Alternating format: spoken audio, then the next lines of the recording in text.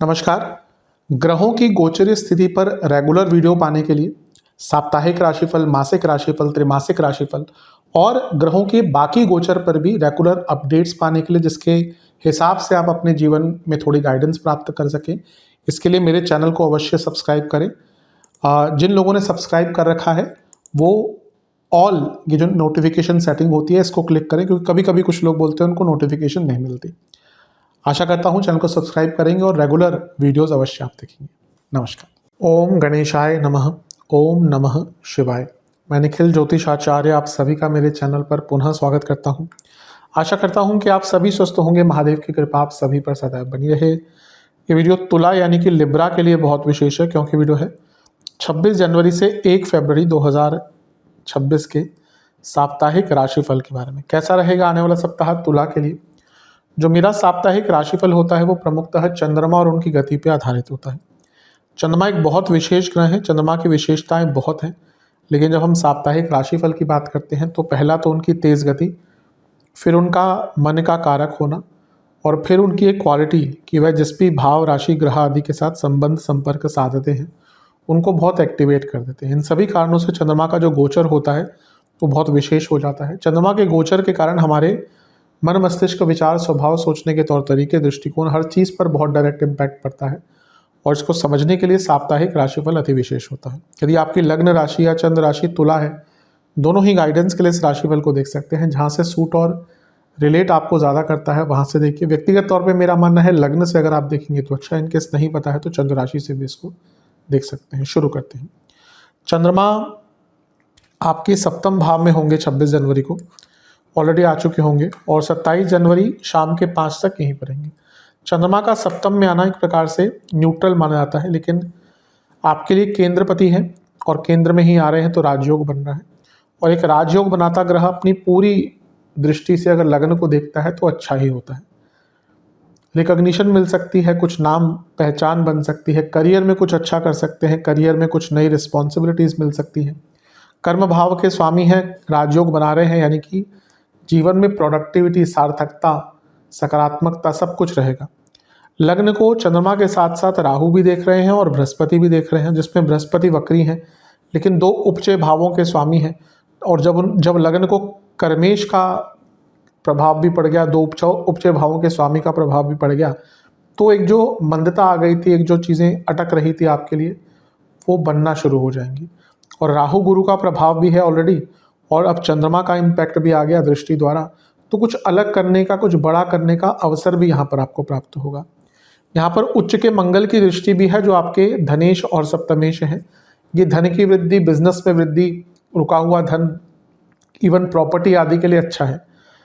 लेकिन मंगल प्रबल मारक हैं आपके, और चंद्रमा पर उनकी दृष्टि जो मारक भाव में ही बैठे हैं, ये छोटी मोटी इंजरी, सर्जरीज और एक्सीडेंट्स का योग भी बनाता है। इसलिए थोड़ा सा ध्यान दें, अपनी इमेज को लेकर यहाँ पे थोड़ा सा ध्यान दीजिएगा। कुछ लोग आपके पीठ पीछे आपका नाम खराब करने का प्रयत्न करेंगे।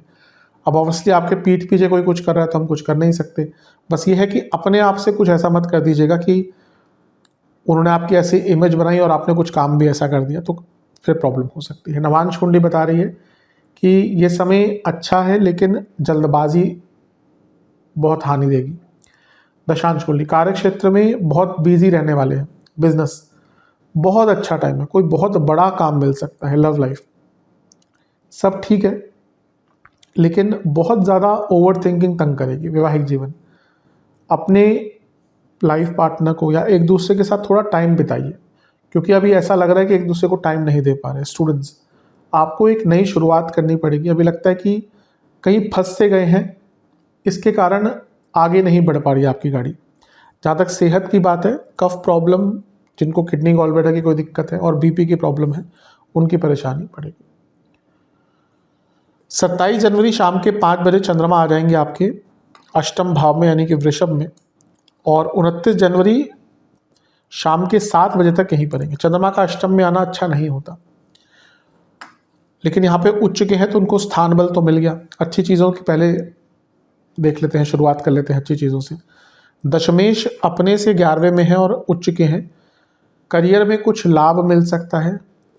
दशमेश अष्टम में है, अपने भाव से 11वें में और लग्न से अष्टम में, यानी कि जॉब चेंज करने का बहुत सुनहरा मौका। जो लोग जॉब चेंज करने का प्रयत्न कर रहे थे उनको बहुत अच्छे अवसर यहाँ पर मिल सकते हैं। दशमेश उच्च के हैं और शनि की दृष्टि है जो योग कारक है। फंसा पैसा, फंसा लीगल काम, क्या कोई चीज़ जो बहुत समय से आपको तंग कर रही थी उससे निकलने का मौका मिलेगा। लेकिन चंद्रमा मन है, तो जब अष्टम में जाते हैं तो इनसिक्योरिटीज़ बहुत होती है, मन बहुत अनस्टेबल रहता है और व्यक्ति के अंदर गलत निर्णय लेने की क्षमता बहुत बढ़ जाती है। और यहाँ पे शनि का प्रभाव भी है, भले योग कारक है लेकिन विष दोष तो बना रहे हैं, तो मूड स्विंग्स बहुत होंगे। और यहाँ से चंद्रमा धन स्थान को देखेंगे तो अच्छा है धन के लिए, लेकिन वाणी का स्थान है, कुटुंब का स्थान है, तो वाणी पर कंट्रोल नहीं रहेगा, जिसके कारण कुटुंब हो या बाकी जीवन हो उसमें प्रॉब्लम हो सकती है। तो यहाँ पे इस टाइम में आपको अपनी मानसिक सेहत का, मानसिक स्थिरता का बहुत ध्यान देना है। नवांश कुंडली बता रही है पैसा बहुत आएगा लेकिन पर्सनल लाइफ डिस्टर्ब रहेगी। दशांश कुंडली कार्य क्षेत्र में बहुत अच्छा टाइम है, स्पेशली अगर आप जॉब चेंज करने का प्रयत्न कर रहे थे, फोकस बनाकर रखिएगा। जहाँ तक बिजनेस की बात है, थोड़ा चीज़ों को सिंप्लीफाई कर लीजिए क्योंकि ऐसा लग रहा है चीज़ें बहुत कॉम्प्लिकेटेड हैं। जहाँ तक लव लाइफ की बात है, थोड़ा पैशन इन्वॉल्व कीजिए, ऐसा लग रहा है चीज़ें बहुत बोरिंग हो चुकी हैं।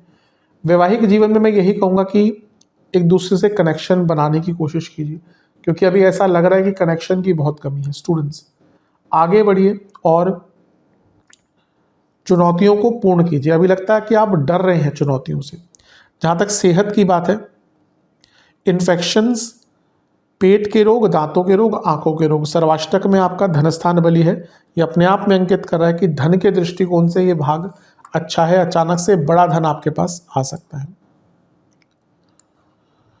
29 जनवरी शाम के 7 बजे चंद्रमा आ जाएंगे आपके नवम भाव में यानी कि मिथुन में, और 31 जनवरी शाम के 8 बजे तक यहीं पड़ेंगे। चंद्रमा का नवम में आना बहुत अच्छा होता है, कर्म भाव के स्वामी है, धर्म भाव में है, इसको कर्म धर्माधिपति योग भी कहा जाता है।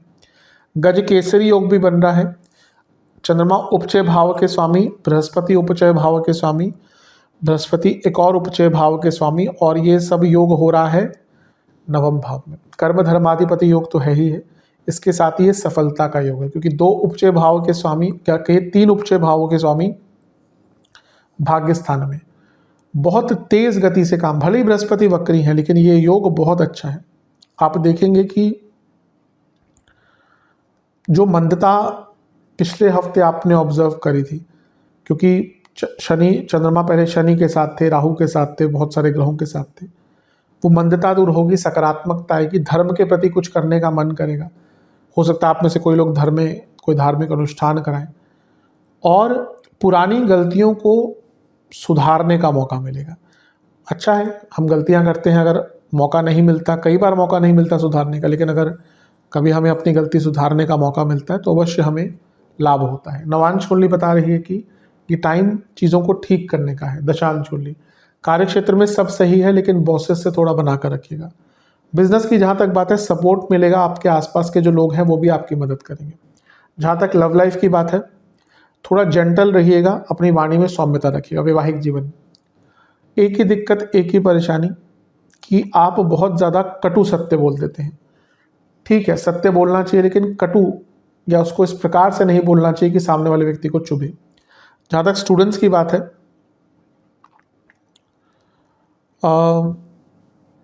एक ही प्रॉब्लम मुझे दिख रही है कि आप अपने तौर तरीके बदल नहीं पा रहे, और जो तौर तरीके हैं उनसे आपको कुछ लाभ नहीं मिल पा रहा। इसीलिए इस पर विचार कीजिए, थोड़ा अपने आप में बदलाव लाइए। सेहत के दृष्टिकोण से इन्फ्लामेशन, इंडाइजेशन, जोड़ों का दर्द, सर्वाष्टक में आपका धनस्थान ही बली है, तो धन का लाभ तो यहाँ पर भी होता हुआ दिख रहा है। 31 जनवरी शाम के 8 बजे या रात के 8 बजे चंद्रमा आ जाएंगे आपके 10वें भाव में, और सप्ताह के अंत तक यहीं पर रहेंगे। चंद्रमा का 10वें भाव में आना एक प्रकार से काफ़ी अच्छा होता है, और यहाँ पे तो स्वराशि के हैं, तो राजयोग फिर से बना रहे हैं, लेकिन यहाँ पर चंद्रमा पर बहुत सारे ग्रहों का प्रभाव होगा। मंगल, सूर्य, शुक्र, बुध, इसमें चंद्र मंगल योग जो बन रहा है ये बहुत अच्छा है, ये धन के लिए बहुत अच्छा होता है। और वैसे भी देखिए मंगल आपके धनेश हैं, तो धन के लिए लाभ, जो लोग कुछ नॉर्मल से हटकर करते हैं उनको लाभ मिलता है। यहाँ पे सूर्य की पूर्ण किरणें हैं, सूर्य लाभेश हैं, चंद्रमा दशमेश हैं, सफलता का योग बन रहा है। सफलता यहाँ पे बहुत आराम से प्राप्त होगी। यहाँ पे शुक्र का प्रभाव भी है जो आपके लग्नेश ही हैं। ये अपने आप में ये ऐसा लग रहा है कि अगर आपके ऑफिस में स्पेशली कार्य क्षेत्र में अगर यहाँ पे प्रमोशन आदि की बात स्टार्ट होती है तो आपके बहुत चांसेस है। बुध का प्रभाव भी है, बस ये थोड़ा प्रॉब्लमेटिक हो सकता है क्योंकि बुध का प्रभाव चंद्रमा पर कंफ्यूजन क्रिएट करता है और क्योंकि वो 12वें घर के स्वामी हैं, कुछ गलतियां हो सकती हैं, फोकस हट सकता है, खर्चे बढ़ सकते हैं और गुप्त शत्रु तंग कर सकते हैं। लेकिन ये जो अंतिम भाग है ये भी आपका काफ़ी श्रेष्ठ दिख रहा है, इसका भी लाभ उठाइएगा। नवांश कुंडली बता रही है कि आप अपने आप में परिपूर्ण और संपूर्ण हैं, आपको किसी की आवश्यकता बहुत नहीं है, इस चीज़ को समझिए। दशांश कुंडली कार्य क्षेत्र में सब ठीक है लेकिन अपनी ऊर्जा पर थोड़ा नियंत्रण रखिएगा, ज़्यादा ऊर्जा दिख रही है। बिजनेस में बहुत अच्छा टाइम है, स्पेशली अगर आपने मार्केटिंग पे ध्यान दिया है तो ये टाइम है जब मार्केटिंग का लाभ मिलेगा। लव लाइफ, एक ही दिक्कत है कि आप चीज़ों को बहुत फॉर ग्रांटेड ले रहे हैं और यही प्रॉब्लम आगे चलकर बड़ी बनेगी। वैवाहिक जीवन, आगे के बारे में सोचिए, अभी लगता है कि बहुत छोटे छोटे टॉपिक्स पे ही लड़ाई होती रहती है। स्टूडेंट्स, भाग्य का बहुत साथ मिलने वाला है, हफ्ते का अंतिम भाग आपका बहुत अच्छा है। सेहत की जहाँ तक बात है, बीपी, स्किन डिसऑर्डर, हड्डियों की प्रॉब्लम, सर्वाष्टक में आपका धन स्थान वाली है। पूरा हफ्ता धन के लिए बहुत अच्छा है। हफ्ते के अंतिम भाग में, जैसे मैंने दूसरे भाग में कहा था, थोड़ा वाणी पर नियंत्रण रखिएगा। उपाय के स्वरूप में दुर्गा जी की एक बार आरती कीजिएगा, उनको बताशों का भोग लगाइएगा और दुर्गा चालीसा का भी एक बार पाठ कीजिएगा। आशा करता हूँ वीडियो काम आएगी। चैनल पर नहीं सब्सक्राइब कीजिए, वीडियो को लाइक कीजिए। मिलता हूँ अगली वीडियो में, तब तक के लिए ओम नमः शिवाय।